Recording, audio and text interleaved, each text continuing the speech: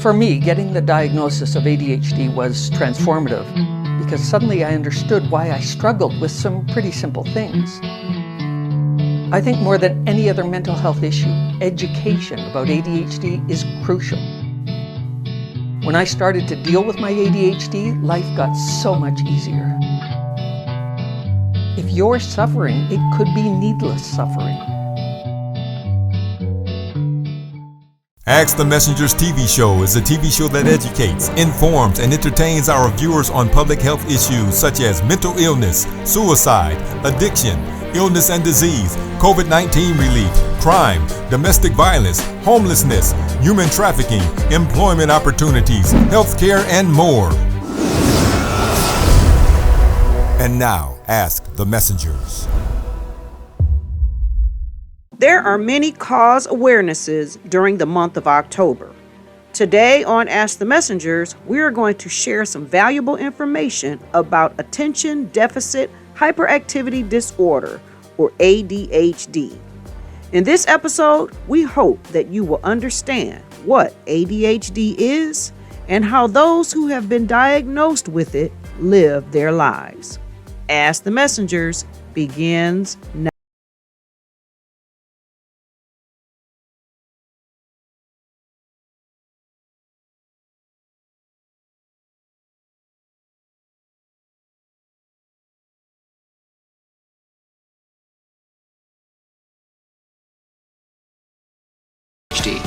Own it.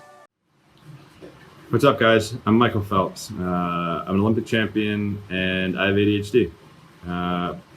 Growing up, I was somebody who was always constantly bouncing off the wall. I could never sit still.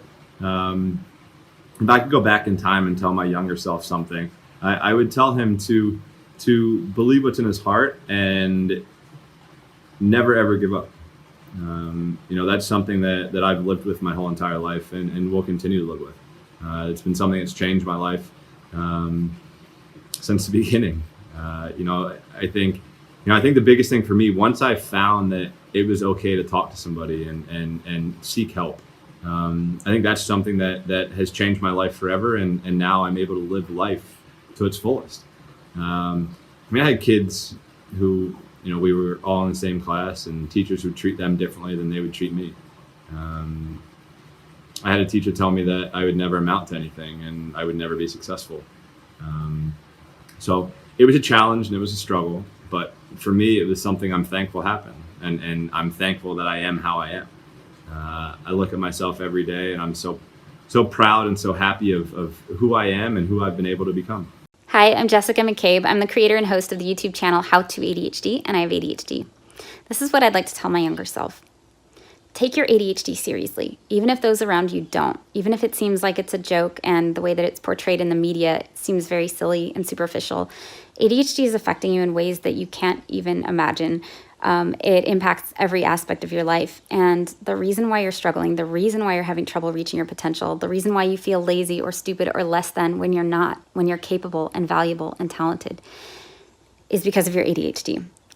There's a big difference between what you're capable of and what you're achieving right now. And that's because you just need a little extra support. Sometimes you need to work in ways that neurotypical brains don't because you face challenges that neurotypical brains don't. And just because the obstacles that you're running up against are invisible doesn't mean that they're not real. Yes, you can get by without the help, but it's a lot harder and you're going to struggle a lot longer and your self-esteem is going to take an enormous hit. So ask for the help you need. Go get those accommodations. Take your medicine. Don't worry about what other people think because it's really hard for people to understand what it's like to have ADHD. It's really hard for them to understand the very real struggles that we face.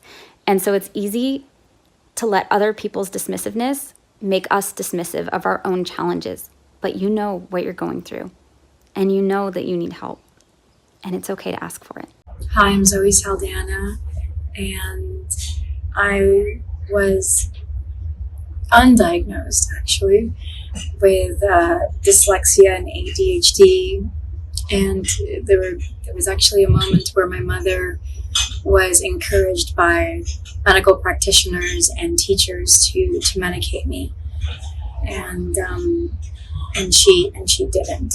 She just got me to be really busy and kept me entertained and encouraged me and nurtured whatever it was that I was curious about. And if there's something that my older self would tell my younger self is rely on those people that really believe in you and are really willing to genuinely listen to you.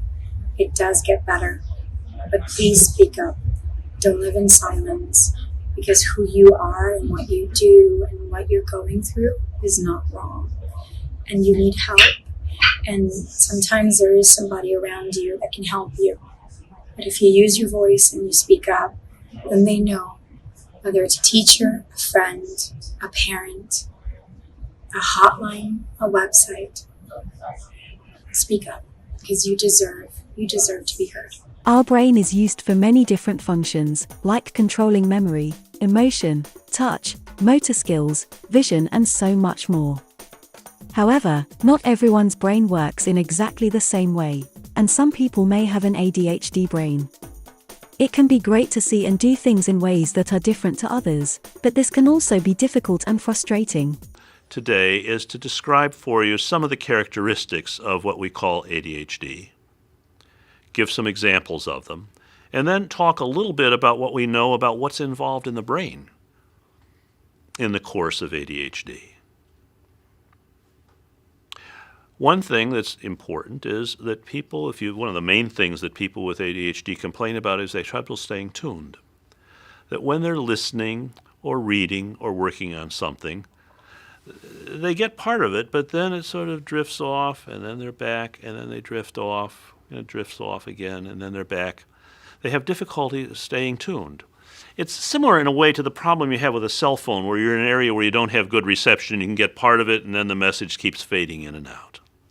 The other thing is that they often have a problem with being distracted. Like anybody else, they see and hear things that are going on around them. They have thoughts going through their head. But most people, if they have something they've got to focus on, can push that stuff out of the way and focus on what they've got to do. People with ADHD, it's real hard for them to do that. They'll be sitting in a classroom trying to listen to what's going on, or perhaps they'll be in a meeting, or sitting down trying to read something or write something, and somebody drops a pencil and they have to sort of check and see, where did the pencil go? Then they'll be back on task again for a couple of minutes. Then they're thinking about some TV show they saw the night before. Then they're back on task again for a minute, and they're thinking about some conversation they had with somebody 2 hours ago. And then they're back on task again for a few minutes. And then they're looking out the window like anybody else will from time to time, but they're likely to sit and watch the squirrel go up the tree a little longer than somebody else and be checking out the traffic and the cloud formation, the guy who's mowing the lawn. Then they're back on task again for a few minutes. And they'll be thinking about what they're going to do when this is over and how soon is this thing going to be over anyhow. I've got things I've got to do. And what am I going to have for supper tonight? And I wonder what's on TV tonight. All these things are coming in all at one time. And it's almost like you're trying to watch TV and you've got 4 different stations all coming in at the same time, on one channel, and it gets kind of hard to separate the signal from the noise. But the things that's puzzling about this, that really makes it very difficult for people to understand, is for people who have ADHD, it's like that almost all the time, but not always. Not many adults, less than 20%, get diagnosed or treated for it. And that's unfortunate because in addition to causing trouble in your daily life, your work, and your relationships, ADHD can cut an estimated 8 years or more off of your life expectancy.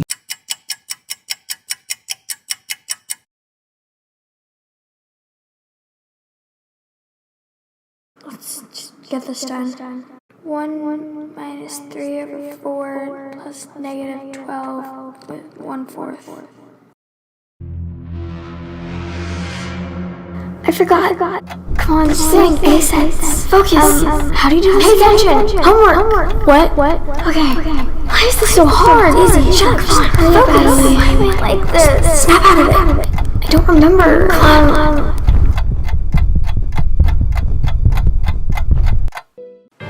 Stay tuned for more of Ask the Messengers. Would you like to help us save lives? You can do so by partnering with us here at Ask the Messengers by making a donation of any amount. The people in your communities need your support. Help us extend our reach and impact more lives. Supporting our organization is as easy as a click of a button. Just visit our site shown on the screen from your phone or computer where you will see a yellow donation button. Ask the Messengers is waiting on your partnership, and your community is waiting on you. My ADHD is prior to the medication, they weren't finished sentences. Because the person moved on, I may not have gotten it all. And that did create an anxiety.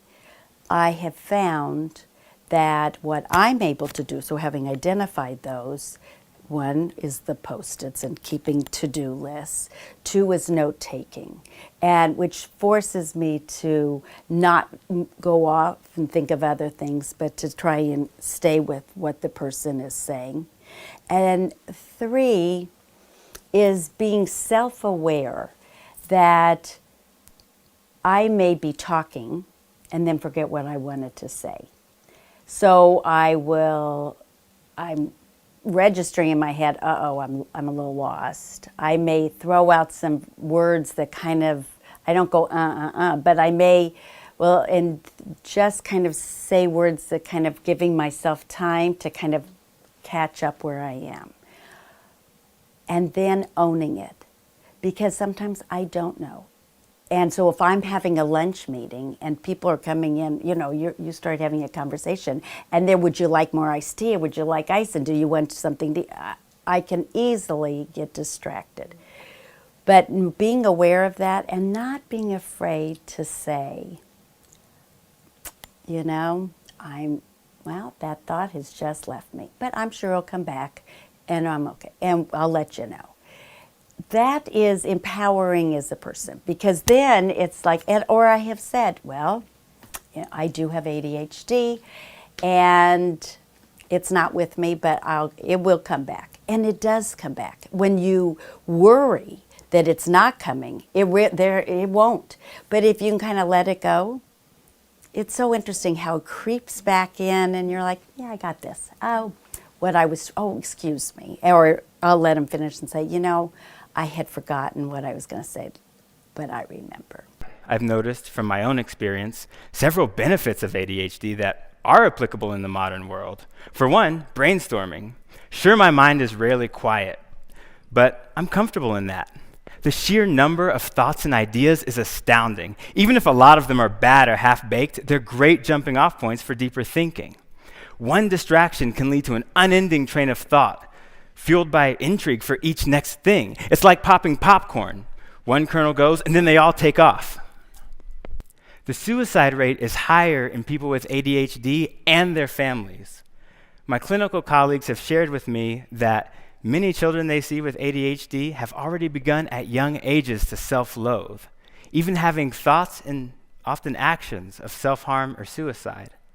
The youngest example shared with me was 7 years old. Daily thoughts of self-harm.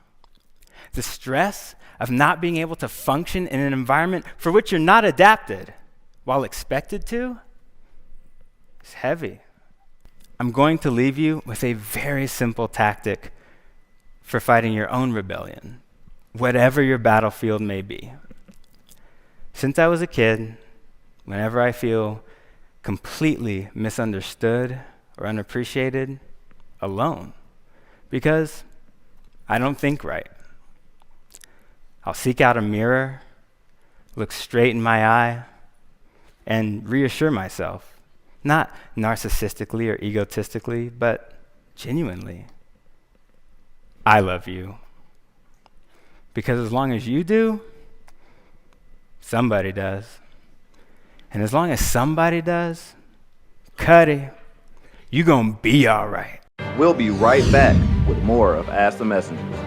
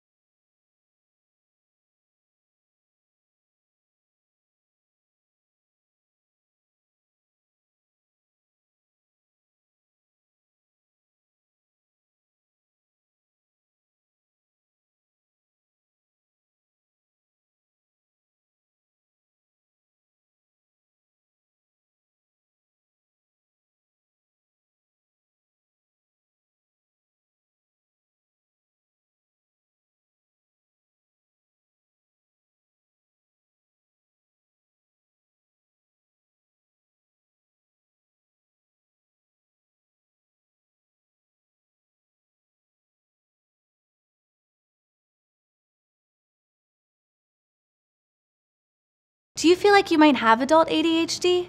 Have you taken a self-assessment and realized your symptoms seem consistent with someone with ADHD? Well, the next step is to talk to a medical professional. Only a medical professional like a doctor or psychiatrist can assess and diagnose you of adult ADHD and work with you to get you started with a management strategy. But what if you're not totally comfortable bringing it up? What if you're worried your doctor won't take you seriously? Or what if you don't even have a family doctor at the moment? Don't worry, we've got some tips for you. Here are 3 things to keep in mind when talking to your doctor. 1, bring it up. Explain what you've been experiencing. 2, come prepared. Okay, so you've started the conversation. Now what? Before you meet with your doctor, you should be ready to talk about your symptoms in detail. If you've taken a self-assessment, share the results and discuss it with your doctor. The more detail you give your doctor, the better they can assess your symptoms. They can even get you to complete a clinical assessment to confirm a diagnosis. 3, ask questions. Don't worry about asking a silly question. Your doctor is there to help you understand your physical and mental health. It helps to have some questions prepared so you don't draw blanks. What if you don't have a family doctor at the moment? If you don't have a family doctor, you can search online for doctors or practices that are currently accepting new patients. The best treatment for ADHD at any age includes several elements. It always starts with education. Most people do not understand what this condition is, and what they know about it is based on rumor and hearsay and just a lot of wrong information. So you have to kind of set them straight. And I use some analogies like you have a race car brain with bicycle brakes. You're nearsighted and have never gotten eyeglasses, so you're squinting. You're driving on square wheels. You have to put in tremendous energy to get a short distance. Those kinds of analogies to explain what it is. And then, of course, you can refer them to books. There's a ton of literature out there about it. But you want to begin with education. And I tell folks, I don't treat disabilities. I unwrap gifts. So you want to put it in a positive perspective. As you develop this condition, as you work with this, you're only going to improve. Your life is only going to get better. So it's a very good news diagnosis, because once you get the diagnosis, things can only get better. The only question is how much better, and often it's a lot better. So you start with education, then coaching, lifestyle revision, how to get organized, how to get up in the morning, how to get dressed, how to be on time, how to beat the habit of procrastination. So coaching, that can be done by a parent, by a colleague, by somebody else, or you can hire an ADHD coach. And then some kind of somatic treatment, the most common being medication. Most people are afraid of medication. That's too bad, because they shouldn't be. Medication, people ask me, do you believe in medication? The answer is it's not a religious principle. It's a medication. And when it works, it's great. And when it doesn't work, you shouldn't use it. It's that simple. A trial of medication is a trial of medication. 80% of the time, you'll get really good results. 20% of the time, you won't. So it boils down to this. If you take the medication and it helps you and does not cause side effects, hooray, keep taking it. If you take the medication and it doesn't help or it does cause side effects, don't take it again. It's that simple. And it's been turned into this incredibly conflicted mishmash and ending up with most people being afraid of it. These meds, when they work, are an absolute godsend. Do they do the whole job? No, they don't. But they can be a tremendous asset and make coaching a lot easier, make learning a lot easier. The analogy is they operate very similar to eyeglasses. Well, that concludes this week's episode of Ask the Messengers. We also invite you to follow us on Facebook, Instagram, Twitter, and to subscribe to our YouTube channel. Also, if you would like to support our show, please feel free to make a donation of any amount by visiting our show website, www.askthemessengers.org. If you prefer to mail donations, please make your check or money orders payable to Ask the Messengers TV show and send to 18400 Schaefer Highway, Detroit, Michigan 48235. Ask the Messengers is a program that deals with things that help you.